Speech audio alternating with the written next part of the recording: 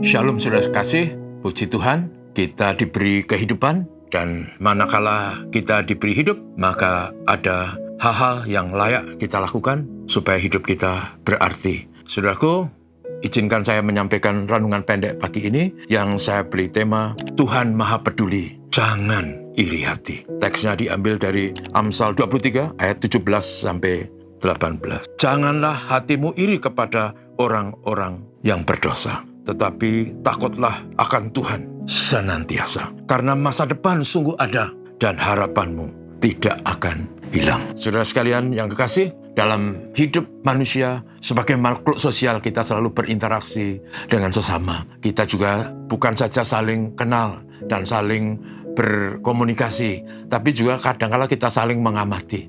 Orang Jawa bilang sawang sinawang. Dan saudara, kadang-kala dalam realita hidup itu kita melihat hal-hal yang sesungguhnya dipandang kurang adil.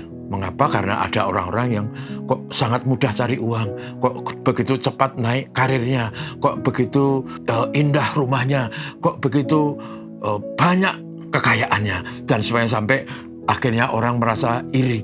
Loh kok mengapa ya? Saya lebih tinggi pendidikannya, saya kerja lebih keras, tetapi mengapa aku tetap begini-begini? Dan dia yang lebih rendah pendidikannya, yang ogah-ogahan kerja, tapi kaya, mobilnya baru, rumahnya keren, dan seterusnya. Nasihat firman Tuhan bagi kita pagi ini adalah supaya kita tidak iri terhadap orang berdosa. Tidak peduli dari mana dan bagaimana dia mendapatkan hartanya, kekayaannya. Kita dinajih untuk tidak iri kepada orang berdosa. Saudara, karena kita percaya sebagai umat beriman, Tuhan mengerti, Tuhan peduli, Tuhan sanggup menolong kita dan memberkati kita. Karena itu dikatakan masa depan sungguh ada.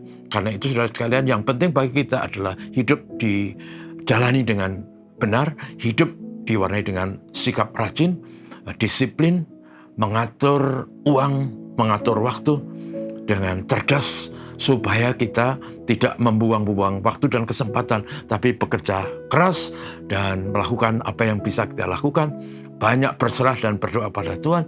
Dan dengan demikian maka pasti kebenaran firman Tuhan itu digenapi, bahwa ada masa depan. Masa depan tidak akan hilang. Kita harus percaya pemeliharaan Tuhan, saudara sekalian. Dan karena itu, sekali lagi jangan pernah iri.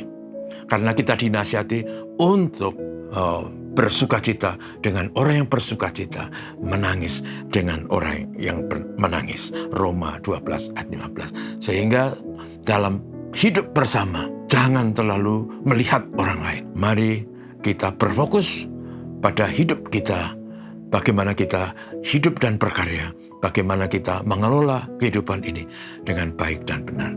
Sekali lagi, karena masa depan sungguh ada, masa depan, harapanmu tidak akan hilang.